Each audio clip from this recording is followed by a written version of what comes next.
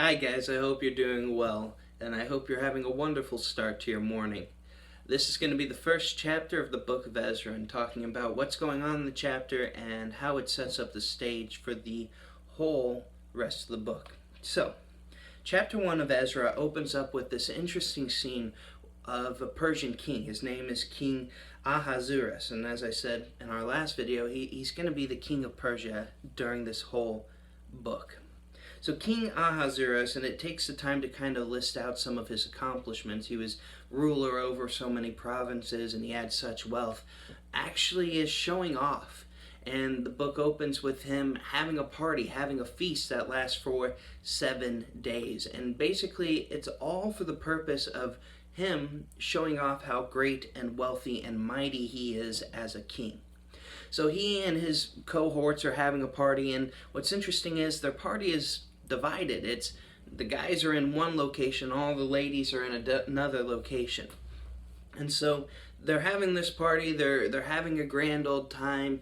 And 7 days in, at the last day of the party of the feast, the king says, "Hey, bring Queen Vashti? Vashti. I was going to get it totally wrong. I'm glad I relooked. Queen Vashti in, and have her dance and show off for my guest."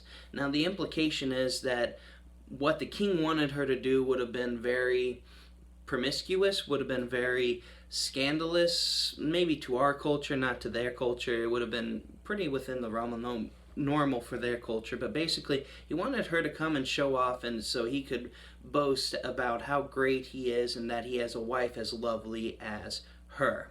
So that was kind of the implication for his request.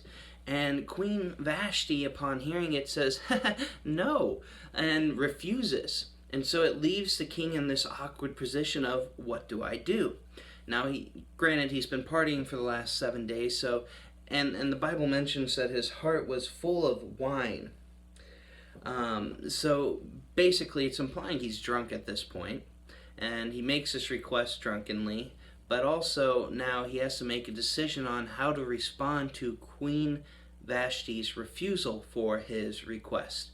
And so he's talking with his officials, his buddies who are there at the party, and says, "What do you guys think I should do?"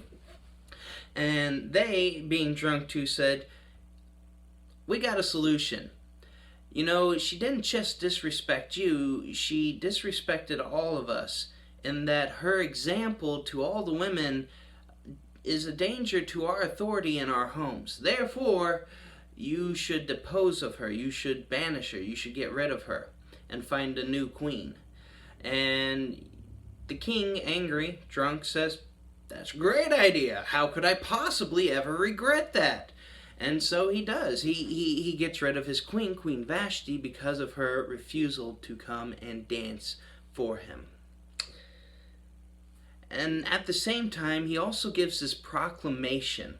And in this proclamation, he says that, basically, he says, the men are the head of the households. Any woman who doesn't obey her husband is likely to face the same punishment as Queen Vashti. It's a very interesting proclamation.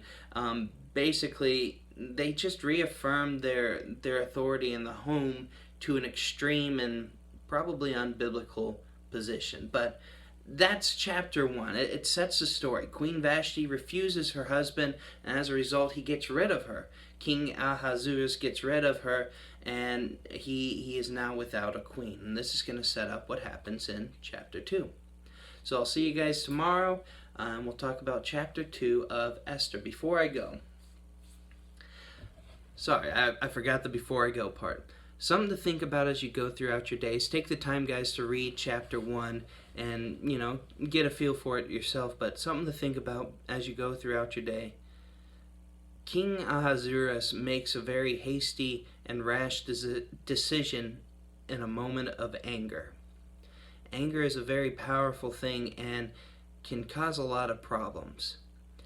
As you go throughout your day, as you begin to get angry or you deal with situations that call for an immediate choice, take the time to step back and say, okay, what is the wisest, what is the best option in this situation? Don't make a decision out of haste or reaction or anger, because as you're going to see with King Ahasuerus in the next chapter, you're going to regret it. So that's my thought for the day. That's a good lesson to pull out of chapter 1, and I'll see you guys tomorrow when we talk about chapter 2.